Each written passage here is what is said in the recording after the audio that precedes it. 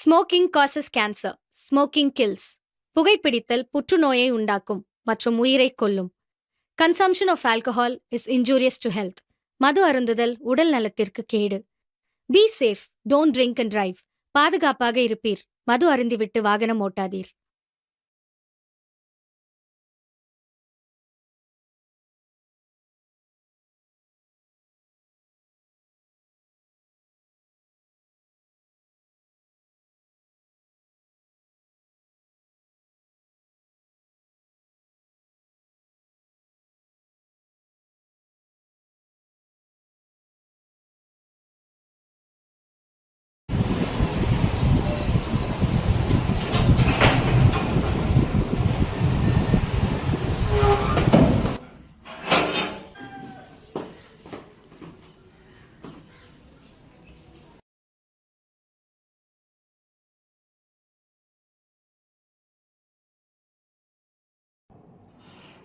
அக்கா,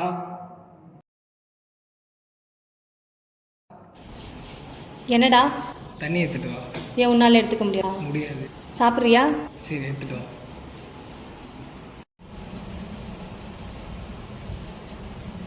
என்ன சாப்பாடு? சாம்பார் சாதம். எப்போ பாரு சாம்பார் சாம்பார். வெளியே சாப்பிட்டுக்கிறேன். டேய் நில்றா, சாப்பிட்டு போடா, சொன்னா கேளு.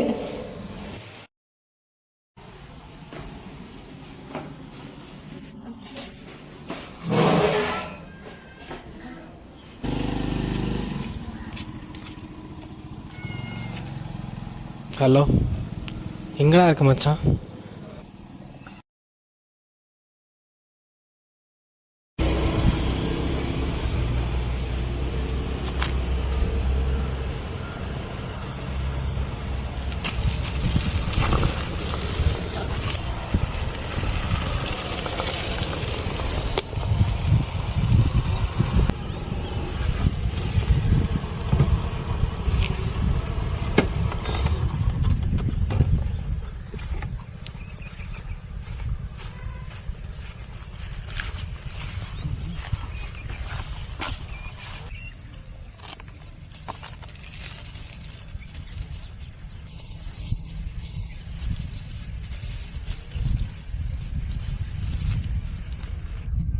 மெயின் டிஷ் எங்கடா?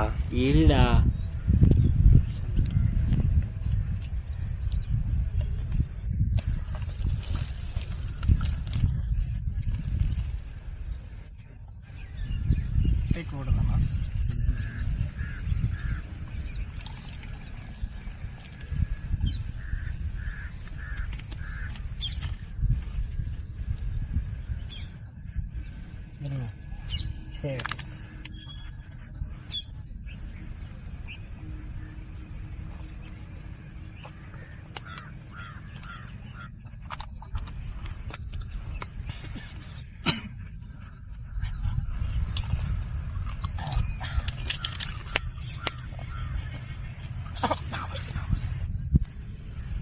மச்சான், எங்கள் வீட்டில் எப்போ பார்த்தாலும் சாம்பார் சாம்பார் கடுப்பாக இருக்குடா.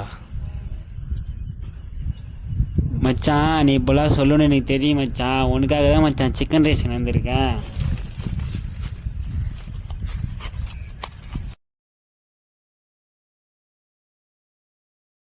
நீ சாப்பிடு மச்சான். என்னடா இதுலேயும் உப்பு இல்லை? மச்சான், நீ எப்படியும் உப்பு கேட்பேன்னு எனக்கு தெரியும். இந்தா புடி. இப்படியே உப்பு போட்டு சாப்பிட்டுன்னு வச்சுக்க, பிபி சுகர் வரும். அப்புறம் வந்து கிட்னியில் கல் வந்து கிட்னி ஃபெயிலியர் ஆகிடும். அப்புறம் மச்சான் என்னால் சொல்ல தான் முடியும். அடப்போடா.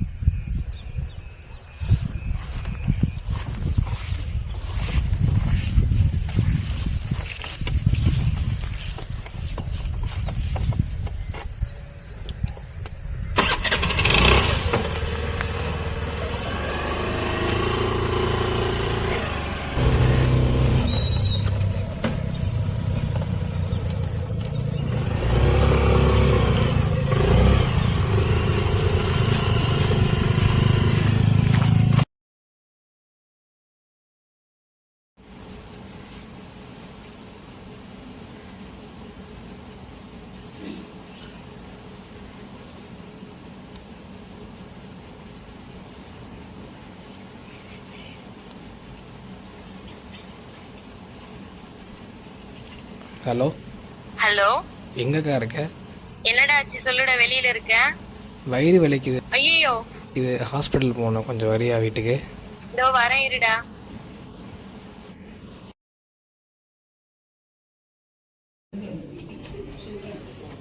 உள்ள வாங்க.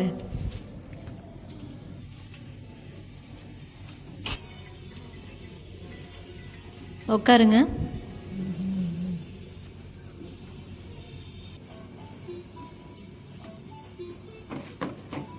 சொல்லுங்கம்மா, என்ன பிரச்சனை? தெரியல டாக்டர், 2 நாளாக உடம்பு சரியில்லை, படுத்துகிட்டே இருக்கான்.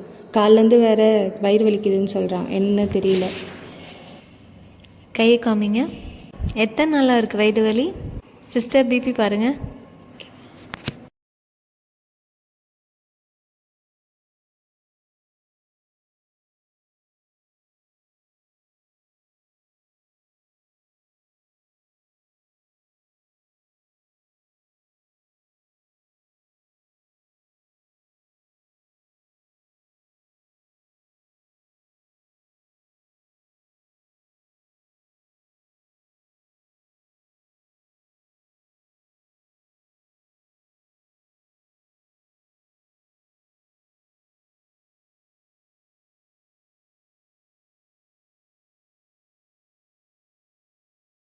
மேம் 170 110 இருக்குது. பிபி கொஞ்சம் ஹையாக இருக்குது. நான் சில பிளட் டெஸ்ட்லாம் எழுதி கொடுக்குறேன், அதெல்லாம் பண்ணிவிட்டு வாங்க. சிஸ்டர், இவங்களுக்கு பிளட் டெஸ்ட் ஃபார்ம்லாம் எழுதி கொடுங்க. பேர் சொல்லுங்கள், வயசு என்ன?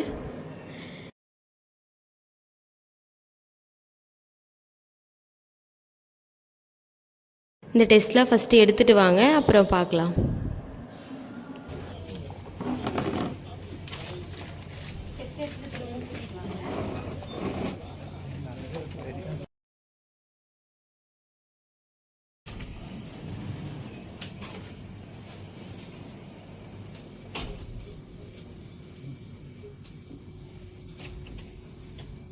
டெஸ்ட்லாம் எடுத்துட்டிங்களா? ரிப்போர்ட்ஸ் காட்டுங்க.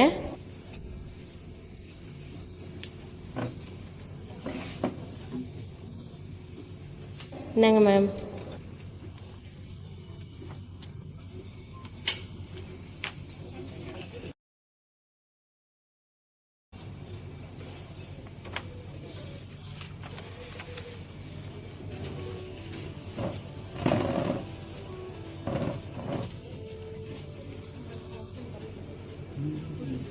பெரிய பிரச்சனைலாம் எதுவும் இல்லை. கிட்னி இப்போ தான் லைட்டாக அஃபெக்ட் ஆக ஆரம்பிச்சிருக்கு. பிபியும் அதிகமாக இருக்குது. சுகர் இருக்குதுன்னு நினைக்கிறேன். நான் சில டேப்லெட்ஸ்லாம் எழுதி கொடுக்குறேன், அது மட்டும் ரெகுலராக போட்டுட்டு வாங்க. ரெகுலராக போட்டுட்டு வந்தால் தான் இது சரியாகும். இல்லைன்னா நீங்கள் போடாமல் விட்டுட்டிங்கன்னா இது இன்னும் பெருசாக டெவலப் ஆகிறதுக்கு நிறையா சான்ஸ் இருக்குது. ட்ரிங்க் பண்ணுவாரா? இல்லை மேம், எனக்கு தெரியல. ட்ரிங்க் பண்ணுவீங்களா? ஆமாம் மேம். ஸ்மோக்கிங்? பண்ணுவேன் மேம். ஜங்க் ஃபுட்ஸ்லாம் நிறைய சாப்பிடுவீங்க போல்? ஆமாம் மேம். ஓகே, நான் கொடுக்குற டேப்லெட்ஸ்லாம் ரெகுலராக போட்டுட்டு வாங்க. இதுக்கப்புறம் நீங்கள் அந்த ஹேபிட்ஸ்லாம் வச்சுருக்கக்கூடாது. இதுக்கப்புறம் இதெல்லாம் அவாய்ட் பண்ணிவிடுங்க. நான் கொடுக்குற டேப்லெட்ஸ்லாம் ரெகுலராக போட்டுட்டு வாங்க. மந்த்லி ஒன்ஸ் வந்து செக்கப் பண்ணிக்கோங்க.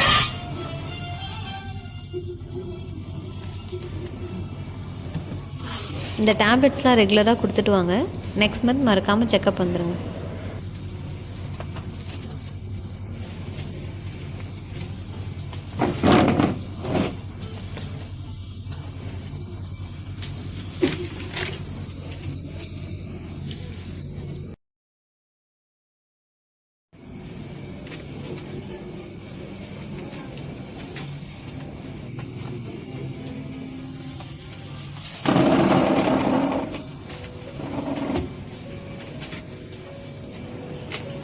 என்ன ஆச்சுமா?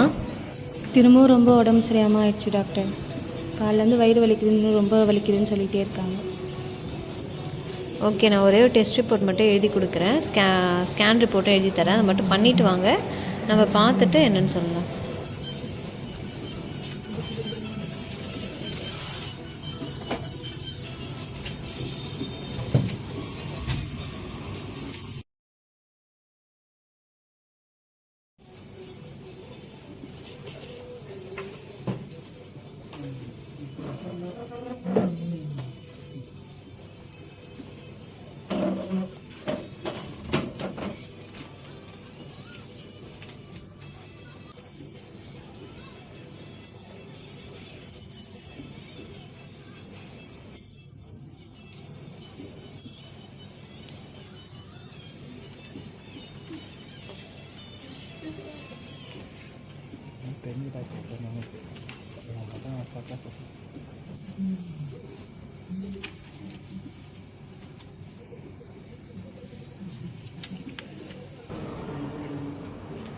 கிட்னி ரெண்டும் ஃபெயிலியர் ஆயிருக்கு. ஐயோ டாக்டர் என்ன சொல்கிறீங்க? நான் கொடுத்த டேப்லெட் எல்லாம் கரெக்டாக போட்டாரா?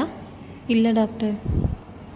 ஓகே, உங்களுக்கு நான் கொடுத்த டேப்லெட் எதுவும் சரியாக போடாததால் இவருக்கு 2 கிட்னியுமே ஃபெயிலியர் ஆகிடுச்சு. ஸோ இதுக்கப்புறம் வந்து கிட்னி மாற்று அறுவை சிகிச்சை ஒரு ஆப்ஷன் இருக்குது.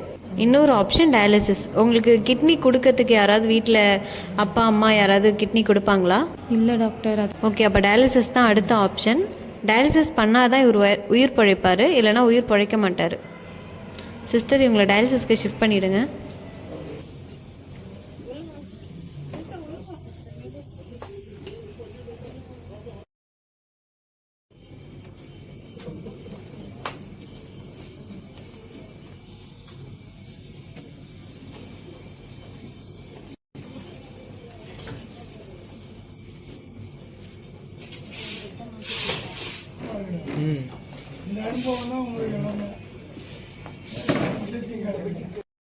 இந்த உலகில் அப்புக்குட்டியைப் போல் இன்னும் பல பேர் சிறுநீரக நோய் பற்றிய விழிப்புணர்வு இல்லாமல் இறந்து போகிறார்கள். எனவே நாம் அனைவரும் சிறுநீரக நோய் பற்றிய விழிப்புணர்வை இவ்வுலகம் முழுவதும் பரப்புவோம். சிறுநீரக நோயிலிருந்து நம்மையும் பாதுகாத்து கொண்டு பிறரையும் பாதுகாப்போம்.